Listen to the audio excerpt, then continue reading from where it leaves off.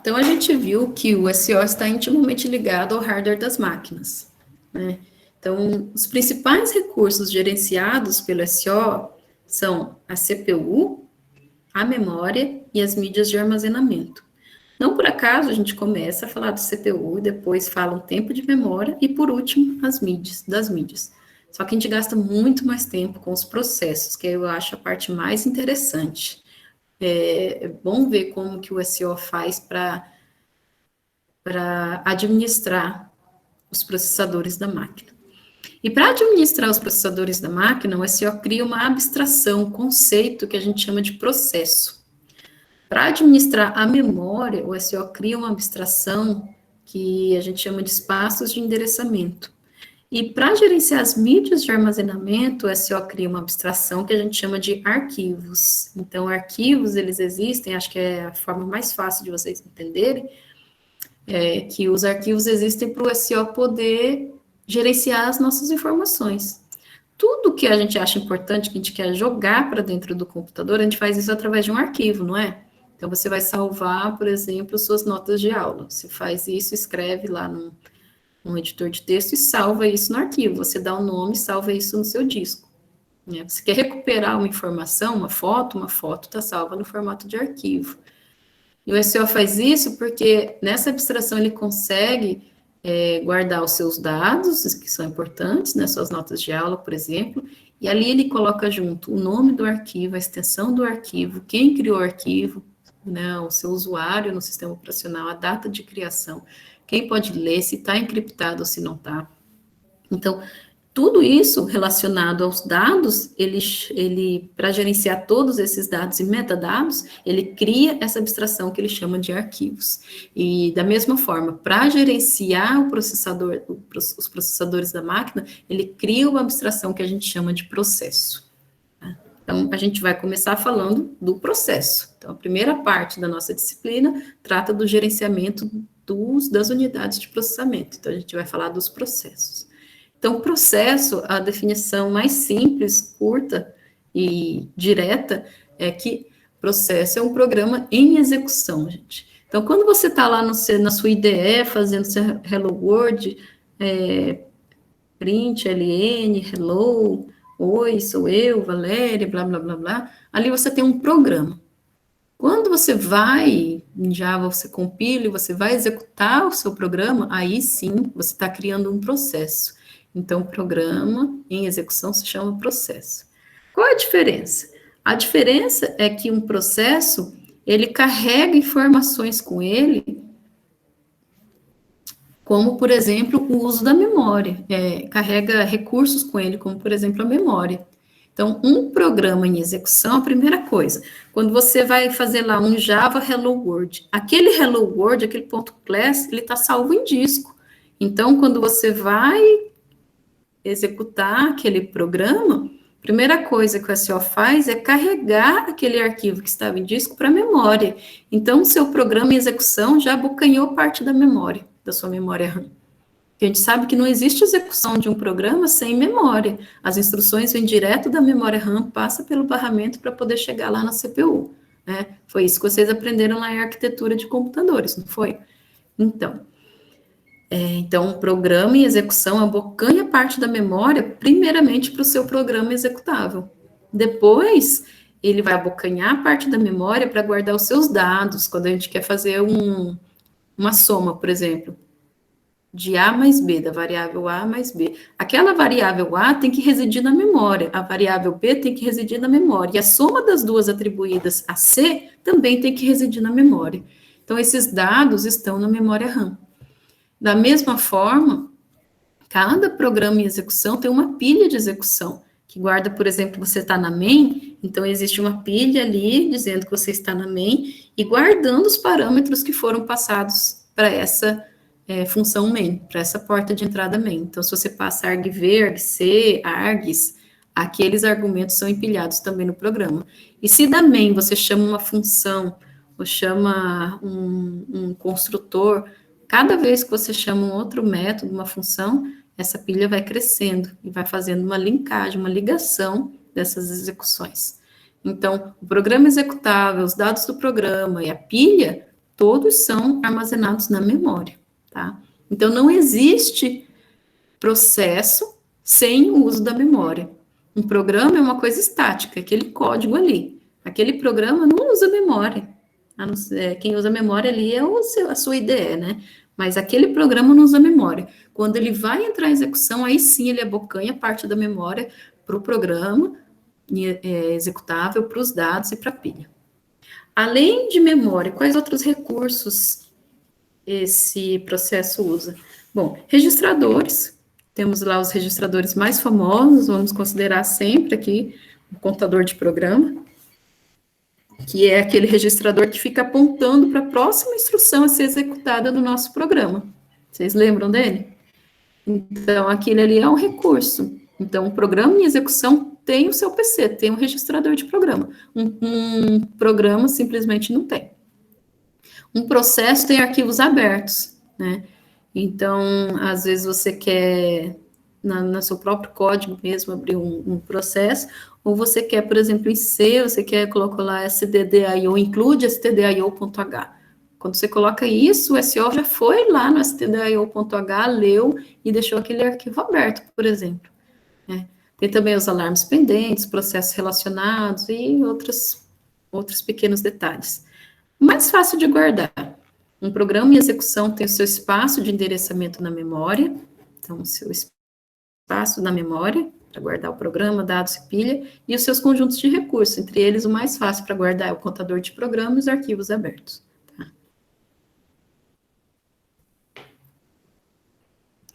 E em computadores com sistemas operacionais atuais, a gente tem vários processos executando ao mesmo tempo. Eu acabei de listar aqui para vocês, na aula anterior, que o meu computador, mesmo listando aberto só com o browser e com um PDF da aula, ele tinha mais de 100 processos em execução. Como pode, né? Qual é a mágica? Então, a mágica acontece porque o sistema operacional divide os recursos entre os processos. Então,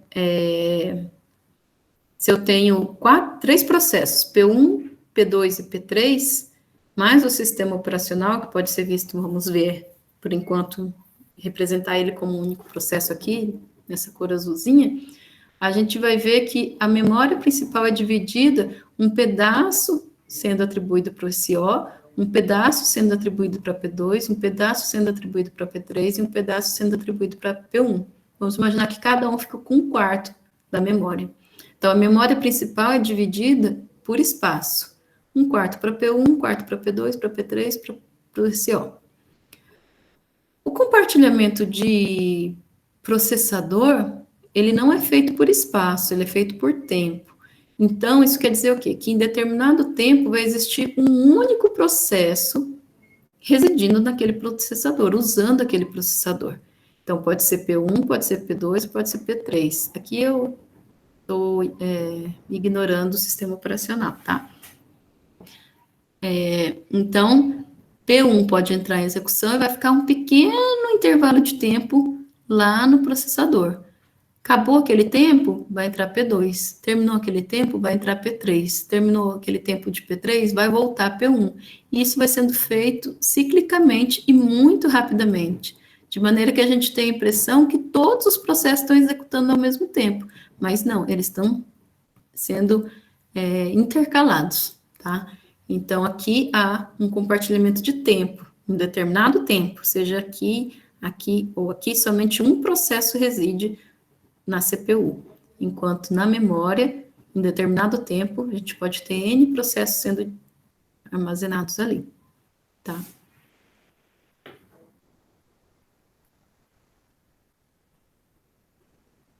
Então, em computadores com multiprogramação, a CPU é compartilhada por tempo. Então, por multiprogramação, entendo a capacidade do SO de lidar com vários processos simultaneamente. Tá? Então, ao invés de ter um processo só, por exemplo, um navegador web, eu posso ter 3. O SO vai gerenciando esses processos na CPU e na memória dinamicamente. Professora, eu tenho uma pergunta. Pode falar. A frequência do processador tem alguma coisa a ver com a frequência com que o sistema operacional vai dar as tarefas para ele executar? Ou um processador mais lento, ele recebe menos com o tempo? Tem alguma ligação essas duas coisas?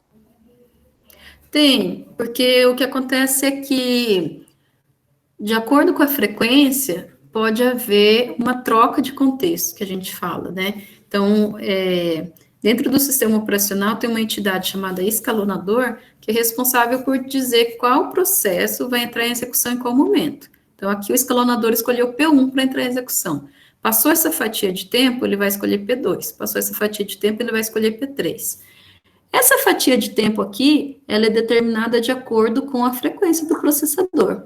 Tem uma relação. Então, se essa frequência é mais alta ou mais baixa, essa fatia aqui pode ser maior ou pode ser menor, ou então os projetistas fixam essa fatia, por exemplo, 10 milissegundos, e daí ajustam a frequência, varia, mas tem relação sim.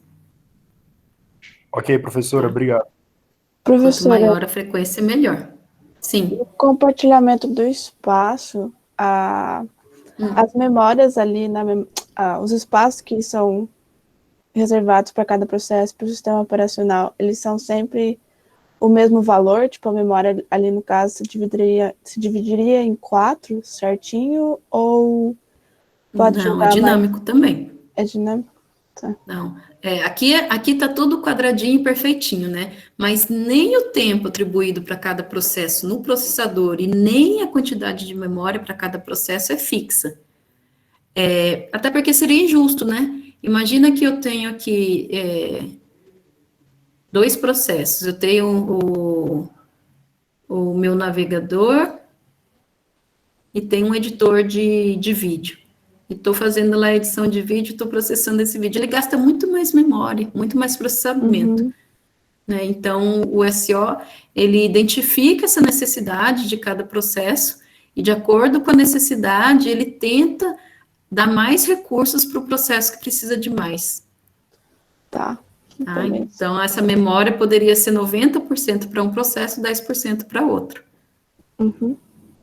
Tá. A gente vai ver no final do curso. Vamos falar de memória depois da P1 e de CPU agora na P1. Tá?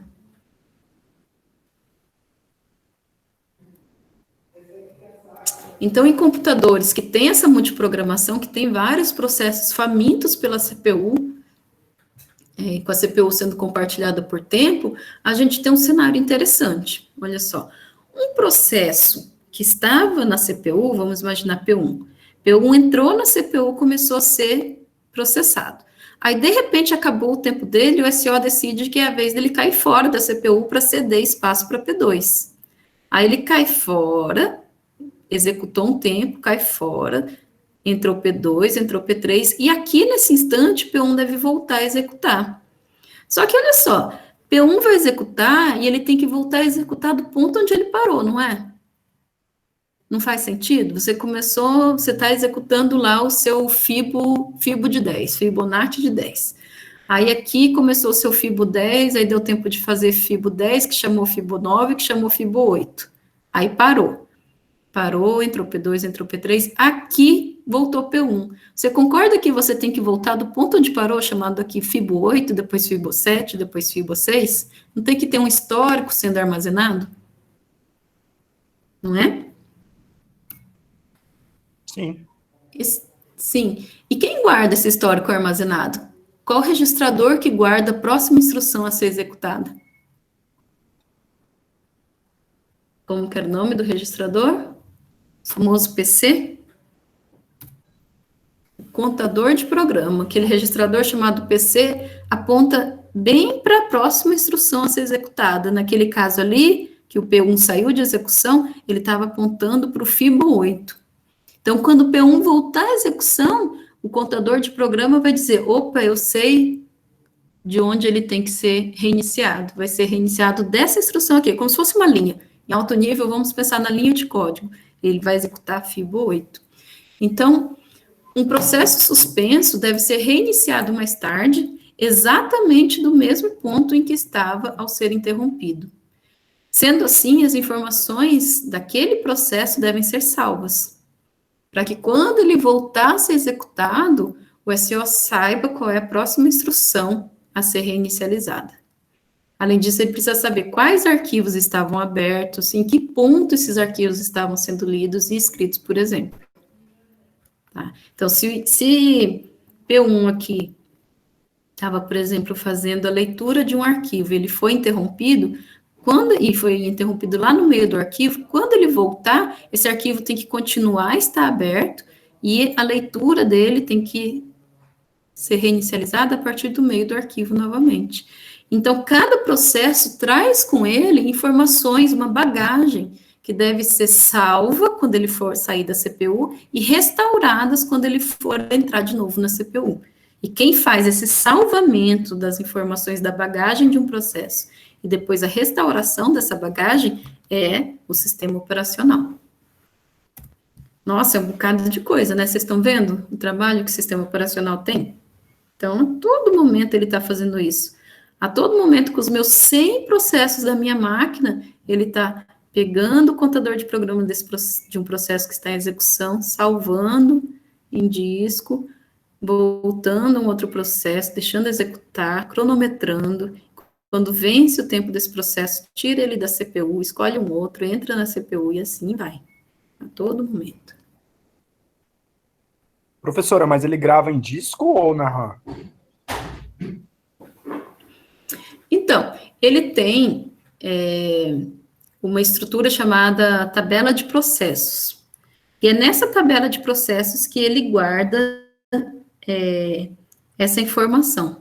Essa tabela de processos pode ficar na memória, mas quando há uma sobrecarga da memória, quando ela começa a ficar escassa, ela pode ser persistida em disco. Entendi, professora, obrigado. Aí o desempenho vai lá embaixo, né?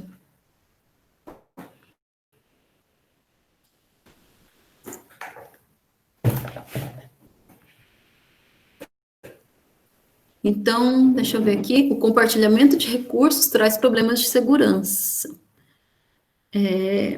Então, se a gente tem vários processos executando na máquina, né, ativos na máquina, cada um vai estar numa porção da memória, então, o que impede um processo de ler uma posição de memória atribuída a outro processo? Vocês estão vendo o problema? Porque se eu tivesse meu sistema operacional e tivesse um processo só do usuário, não teria tanto risco, né? Mas a partir do momento que eu tenho N processos, vamos imaginar que eu tenho um processo da Valéria e tenho um processo do João. O que impede do meu processo acessar uma posição de memória usada pelo João? E vamos imaginar que ele está lá com um arquivo, colocando todas as senhas do banco dele. Por que eu não posso acessar os dados dele? A resposta para isso é que o sistema operacional, juntamente com o hardware, não permite que um processo enxergue a posição de memória ocupada por outro. Isso porque as operações de manipulação de memória, alocação de memória, desalocação, escrita em disco, leitura de discos, são operações que a gente chama de operações privilegiadas, que precisam da autorização do SO para acontecer. Eu não consigo ler o disco, pedir a leitura de um arquivo do disco, sem que o SO, primeiro, veja se meu programa tem permissão para isso, se eu, Valéria, tenho permissão para isso, e se aquele arquivo lá, se o dono daquele arquivo sou eu, se o usuário me deu permissão de leitura. Então, a todo momento, o sistema operacional verifica as permissões de acesso de um processo. Então, operações que são privilegiadas só funcionam no modo kernel. Só o sistema operacional pode executar aquelas instruções. Instruções do usuário, instruções que não exigem, não são privilegiadas, podem ser executadas no modo usuário. Tem dois tipos de execução. Deixa eu ver aqui a próxima imagem.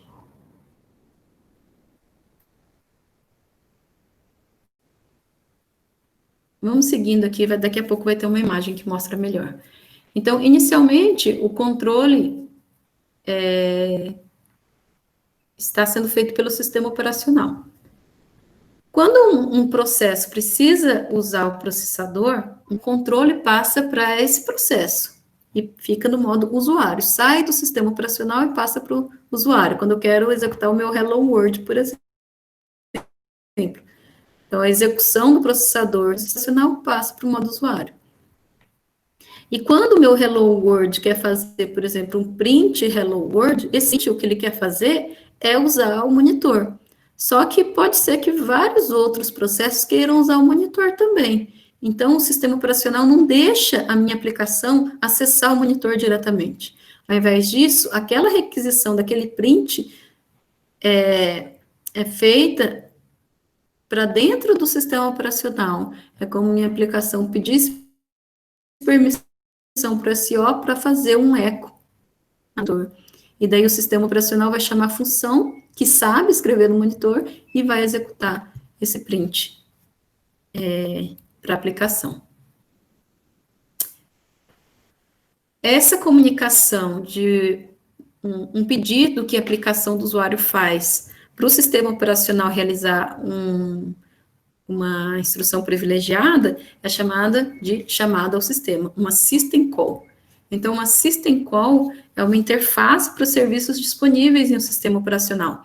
Quais serviços são esses? Pode ser relacionado à criação de processos, manipulação de arquivos, gerenciamento de memória, ou escrita, entrada e saída, por exemplo. Então, quando eu faço, quem programa em C, quando faz uma lock, aquela alocação de memória é uma system call. Exige uma chamada ao sistema, porque ela é uma instrução privilegiada. Nenhum processo pode alocar memória sem passar pelo aval do sistema operacional. Quando você quer abrir um arquivo, quando você faz um open para abrir um arquivo, essa instrução também é privilegiada, porque para abrir um arquivo, ou para criar um arquivo, é preciso acesso à mídia de armazenamento. E aí o SO tem que ver se você tem acesso à mídia, tem permissão para mídia, se há espaço, quem é você, né? E para criar processos também. Então, vamos imaginar, por exemplo, que a gente tem aqui a nossa aplicação Hello World. Não, é outra aplicação. Vamos imaginar a abertura de um arquivo. Então, a gente está executando aqui nosso programa, né, um programa em execução, um processo, e lá em alguma instrução chegamos a um open, a abertura de um arquivo. A abertura de um arquivo é uma instrução privilegiada, né, ela vai manipular uma mídia. Sendo privilegiada, a execução é transferida do nosso código de usuário, nosso código de programador, e vai lá para dentro do sistema operacional, que a gente chama de kernel mode, modo kernel. E lá dentro do sistema operacional, essa função open aqui, ela é traduzida para um número. Então, o sistema operacional tem uma tabela. Abrir arquivos é a função 14. Fechar arquivos é a função 15. Renomear arquivos é a função 16. Então, ela tem uma lista lá que mapeia para cada função um número. E a partir daquele número, ela acessa aqui um vetor de funções. Então, vamos imaginar que o open foi atribuído ao número 15, e aí o sistema operacional vai nessa tabela aqui, pega a função da posição 15, que é a abertura de um arquivo, e faz essa abertura de um arquivo lá com a mídia de armazenamento, que pode ser um HD, por exemplo.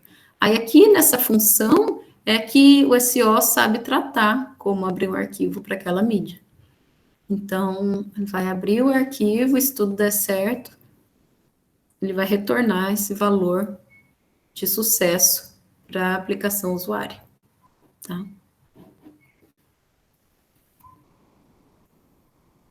Então, chamadas ao sistema são altamente dependentes do hardware. Há bibliotecas de rotinas que facilitam essa implementação. A gente tem, por exemplo, a libc. A libc é uma biblioteca que provê essa comunicação com as system calls. Tá? É uma camadinha de software que torna mais amigável a programação para as chamadas ao sistema. Então, as rotinas da libc costumam ter o mesmo nome das chamadas ao sistema. Então, uma chamada ao sistema para leitura tem o nome de read, e na libc também read. E aí, em C, a gente chama também com a função read, tá? A gente pode consultar aqui através do manual do Linux command read. Como a gente costuma programar em Java, né, no curso de ISO, a gente vai deixar isso daqui para depois, tá? Para uma aula prática. Aqui estão os passos de uma chamada ao sistema. Eu vou falar aqui e vocês me dizem se deu para entender mais ou menos, porque tem muito a ver com a arquitetura de computadores. Então, vamos lá. Imaginem que eu queira fazer a leitura do arquivo, de um arquivo FD, File Descriptor, e quero ler N bytes e armazenar isso em buffer. E, se tudo der certo, o número de bytes lidos é retornado para counter. Nesse caso, essa função read aqui é uma função provida pela libc que vai ser direcionada para uma chamada ao sistema dentro do kernel, dentro do sistema operacional. Ela vai ser desviada para um código a ser executado lá pelo SO. Então, tem aqui uma numeração. Primeiro passo para executar essa chamada read aqui é armazenar N bytes na pilha. N bytes porque é o terceiro parâmetro aqui. Depois buffer, depois FD. Então, armazena nessa ordem. Daí chama read, né? E aí, no passo 4, coloca o código de read no registrador. Então, vejam aqui que já há uma manipulação do hardware, né? Colocar um código no registrador já é algo bem baixo nível, que a gente não costuma fazer isso em C, né? A gente faz isso lá na linguagem de montagem, assembly, a gente aprende a fazer isso daqui. Depois de colocar o código de read no registrador, aqui no passo 5, há um desvio, uma interrupção, que vai lá para dentro do sistema operacional. É aquela int 80, uma interrupção que quem faz arquitetura deve ter visto. Então, sai daqui, sai do espaço do usuário, do processo do usuário, e daí a execução já não vai mais ser do processo do usuário, já não é mais do seu programa que vai fazer uma leitura do arquivo FD. Deixa de executar o seu programa e vai executar agora uma função do sistema operacional. Aqui, quando chega no sistema operacional, ele vai ler aquele registrador e vai ver qual é a função que deve ser chamada. Aí vai ver a função read, beleza, eu tenho aqui o vetor de funções, né, e ele vai ver a entrada de read e vai pegar e executar o código daquela função, o tratador da chamada ao sistema read. Então, ele executa a leitura daquele arquivo, e lê N bytes e daí retorna. E retorna para quem? Retorna aqui para o processo no nível do usuário, para o nosso processo. Então, nesse momento, a gente sai do nível do kernel e vai para o nível do usuário, volta para o nosso processo leitor de arquivos. Quando retornou aqui para quem chamou, aí vai ter o incremento da pilha de execução. Tá? Então, aqui tem todo o procedimento read da biblioteca, da libc, e aqui a gente tem o nosso programa em C ou em Java chamando a função read, tá? Então, vejam que para nós programadores, a gente chama só read e passa 3 parâmetros, é muito simples. Mas isso em baixo nível se transforma em 11 passos que envolvem, inclusive, a leitura e escrita de um registrador e o desvio para dentro do sistema operacional através de uma interrupção. Tá? Tudo bem? Não precisa decorar isso daqui, é só para quem se antenou mais em arquitetura de computadores entender como é essa mudança do contexto do usuário para dentro do contexto do SO. Tá? E para entender o quão complexo é essa tradução, né? Então, aqui a gente tem outro exemplo. De novo, aqui um códigozinho em C, né? Dentro da main, lá pelas tantas, eu quero fazer um printf de saudações. Durante a execução, Quando o contador de programa aponta para esse printf aqui, ele precisa de uma instrução privilegiada, porque ele quer fazer ecoar no monitor. Então, nesse caso, a libc vai fazer todo esse processo aqui de escrever no registrador esses 11 passos e vai fazer um desvio de execução desse processo aqui que nós implementamos para dentro do SO. E aqui dentro do SO, a libc vai chamar a função responsável por implementar o printf, que não precisa ter o mesmo nome. Aqui para nós é printf, mas lá dentro do SO é uma função write. Afinal de contas, ecoar na tela do computador é uma escrita, né? É um write. Aí esse write vai ser executado e daí a execução volta para o contexto do usuário. Tudo bem? Posso continuar? Pode sim, professora. Ok, beleza, então.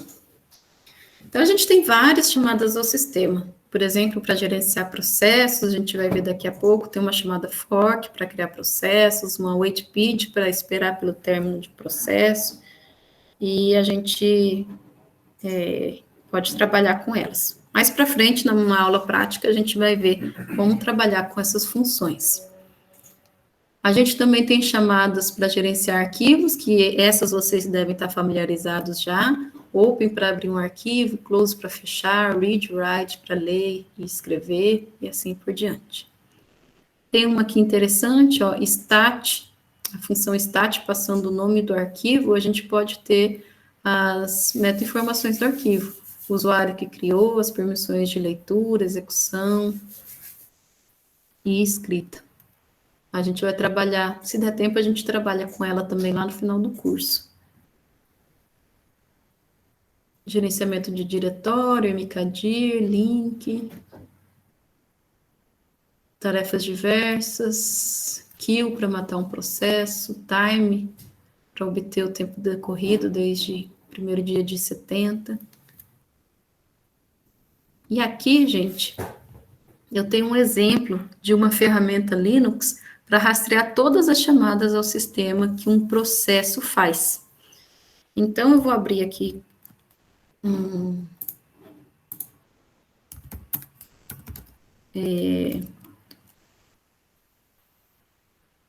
vou executar um processo para vocês verem na prática isso.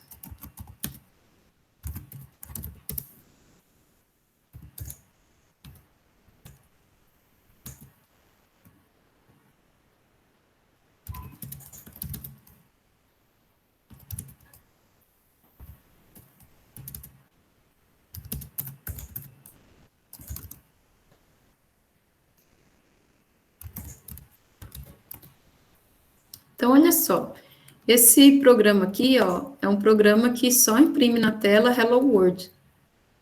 É um Olá Mundo, né? Então, eu sei que vocês programam em Java, mas em Java é trivial, né? É só um println do Hello World. E o que eu quero fazer, eu já tenho ele aqui compilado, né? Ele só imprime na tela, ó, Hello World. O que eu quero fazer é chamar, invocar aquele S3 para me dizer quais system calls esse processo chama. Então, esse processo, gente, que só faz um print na tela, vai evocar alguma system calls, ou uma system call, ou nenhuma system call. O que vocês acham? Quantas system calls esse processo invoca? O que vocês... Eu acho que chama uma. Qual é o feeling de vocês? Uma? Para quê? Para printar. Eu acredito que tem porque... por causa do include std.h lá. Ah, legal, olha só. A nossa primeira colega falou que é uma do println, que foi o exemplo que a gente já acabou de ver no slide quase que anterior, né? Porque um println é uma instrução privilegiada porque a gente quer ecoar no monitor, não é? Então, vários processos podem querer ecoar no monitor da mesma forma, isso tem que passar pelo aval do SO. Então, o println, com certeza, vai invocar uma system call, uma função lá dentro do kernel que vai fazer essa escrita na tela. E daí nosso colega falou, também tem outra, tem o include lá dentro, né? Deixa eu ver como que era aqui. Aqui, ó, include stdio, né? O que faz aqui é ler esse cabeçalho para justamente pegar a assinatura dessa função aqui. E então, essa leitura também precisa ser feita a partir de uma mídia, não é? E ler ou escrever na mídia também é uma system call. Então, a gente tem pelo menos duas, né? Vocês concordam? E também tem que fechar esse arquivo depois, né, professor? Também tem que fechar o arquivo depois, não é verdade? Então, 3. 3 pelo menos. Só que vocês estão esquecendo de uma outra. Não precisa também de uma system call para ler o executável? Ou isso não vai contar? Vamos ver? Vamos executar? Vou executar aqui, vocês vão ver na tela, ó. Ó, coube certinho na tela. Cada linha que está ecoada aqui é uma system call. Então, ele começa a system call com essa system call exec.ve, que é justamente uma system call para mudar a imagem do processo recém-criado. Porque toda vez que a gente cria um novo processo, vocês vão ver daqui para frente, mais para frente, um processo é criado à imagem e semelhança do pai. E eu estou criando o processo aqui, ó, através do meu interpretador de comandos, que é essa ferramentinha aqui, ó, esse terminal da tela preta. Então, quando eu crio um novo processo, dou um ./hello, o que o SO cria de imediato é um novo terminalzinho, a imagem e semelhança do pai dele. Só que eu não quero executar um outro terminalzinho, eu quero executar esse executável aqui, hello. Então, o que o SO faz de primeiro é transformar o terminalzinho recém-criado no executável hello. É isso que está fazendo aqui na primeira linha. Depois, vai chamar system call para alocar memória para esse processo, verificar o acesso ao processo, verificar a permissão de arquivo. Será que eu posso, de fato, executar esse hello? Ou será que esse hello só o root pode executar? Aí, aqui tem system call de novo para memória, fechar arquivo, abrir arquivo de novo, ó. Quais arquivos são esses? Nem sei, mas aqui ele faz leitura, de novo checa o status de um arquivo, de novo vê questões de memória, memória de novo. E olha aqui, ó, lá no final, ó. Olha aqui quem a gente estava esperando. Aquele nosso print se transformou aqui, ó, na system call write. Vou escrever a string hello world, 13 caracteres e assim por diante. E aí, exit aqui porque está terminando o processo. Gente, aqui tem, se eu não me engano, são 22 linhas, 22 system calls, ou 23. Vou contar aí, tem que fazer um pipe, né? É muita coisa, não é? Vocês esperavam que fosse tanto? Fosse tanto assim? Não. É mais não, que eu né, esperava. Matheus? Isso para um Hello World, né? Imaginem quando vocês estiverem fazendo um processo, um programa mais elaborado. Né? Imaginem quando vocês fizerem um programa servidor, um Syscad da vida, para atender a 20 mil usuários, quase que no fim de semana inteiro, né? Então, é muita system call, então o sistema operacional tem que estar atendendo aos processos de maneira muito intensiva. Aqui. Bom, a gente está trabalhando com Linux, né? Então as chamadas ao sistema no Linux são feitas através da libc. No Windows, elas são feitas através de uma API própria, lá, a Win32. Muda um pouquinho, mas não vem ao caso aqui, tá só como curiosidade. Assim como a gente tem o fork, que cria um novo processo no Linux, no Windows a gente tem um similar, que é a create process. E assim por diante.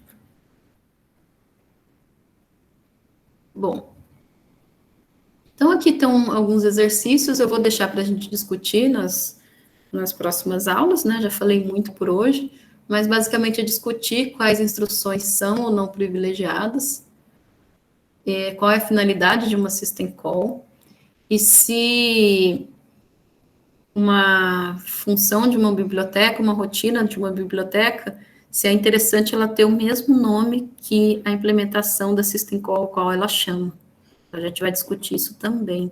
Fica aí para vocês pensarem, tá?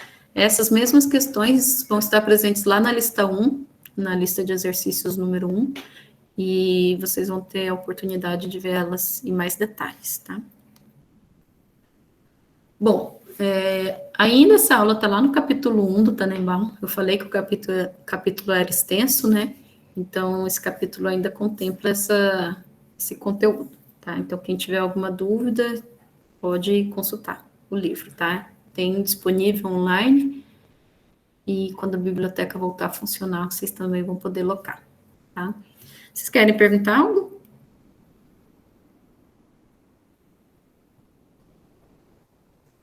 O Vinícius está falando que está sem matrícula no AVO, matéria no AVO. Vinícius, pega com algum colega, como que faz? Não sei como que faz. As listas, Karina, eu vou disponibilizar e eu falo se é para entregar ou não, tá? Ainda vou ajustar.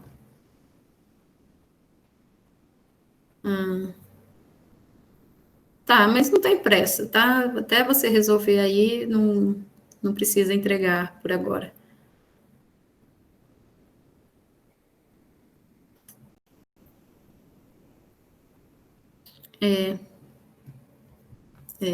Pega com alguém, eu vou colocando lá, e assim que vocês tiverem acesso, vocês atualizam aí o estudo, tá? Mas de qualquer forma, anota aí, o capítulo 1 do Tannenbaum, tá bom? Ainda temos um tempo, eu estava pensando já numa atividade para vocês fazerem para a próxima semana.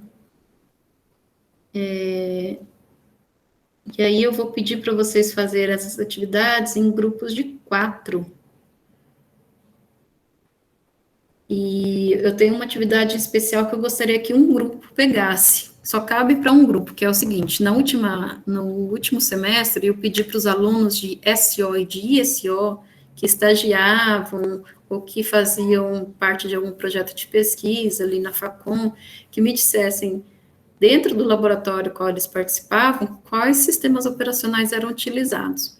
E daí eles responderam, né? Disseram à empresa quais sistemas operacionais eram utilizados, por que se usavam serviços da nuvem com virtualização. E daí eles responderam, mas eu nunca fiz uma compilação disso.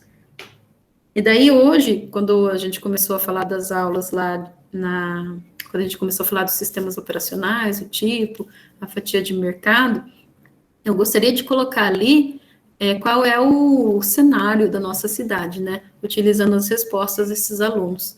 E aí eu queria que um grupo pegasse essas respostas e sintetizasse isso em gráfico.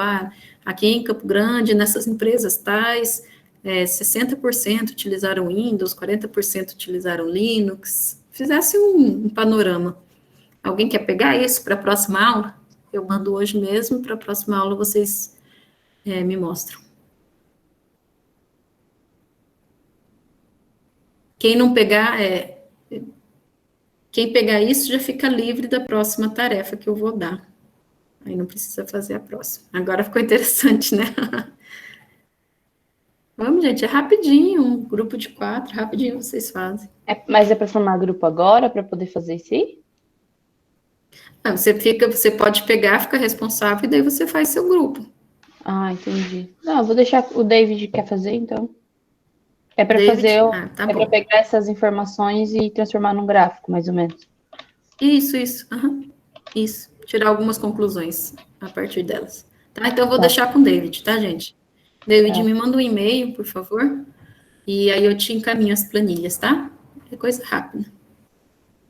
E daí, para vocês que não vão fazer nada agora, na terça-feira a gente se encontra. Eu acho, não sei se eu falei que se a gente ia ter um encontro só semanal, se a gente nem chegou a combinar isso. Mas o fato é que eu vou precisar encontrar com vocês na terça-feira. É terça a nossa aula? É terça. Não. Sim. É segunda? Me perdi agora. Deixa eu ver aqui. Segunda. É segunda. Então segunda das 1 às 3, segunda. Professora, Isso. como que funciona a presença? Ou alguém perguntou ali no chat. A presença, gente, conforme eu for dando as atividades, essas atividades vão contabilizar a presença e quem não fizer não ganha presença. Entendi. Beleza, professora, valeu. Tá? Tá bom. A aula de hoje a senhora disponibiliza no YouTube ainda? Sim, assim que ficar, depois que terminar a aula, o Google avisa que ficou registrado, processado, e daí eu disponibilizo. Até amanhã eu disponibilizo. Talvez hoje não dê, mas até amanhã eu disponibilizo. Tá certo, professora. E a última pergunta, essa lista que a senhora mostrou no final, a senhora vai disponibilizar ela para a gente começar a estudar ou deixar... Semana que vem, hoje não. Tá Vou certo. esperar ter mais material. Tá bom? Tá bom. A edição do... Tá bom, Alex. A edição do livro é a terceira edição. Acho que tem uma mais nova, mas acho que tem um único exemplar na biblioteca. Aqui está online, disponível online a terceira edição. Certo? Deixa eu anotar aqui o nome do David, então, senão eu perco. David Gama Serrati.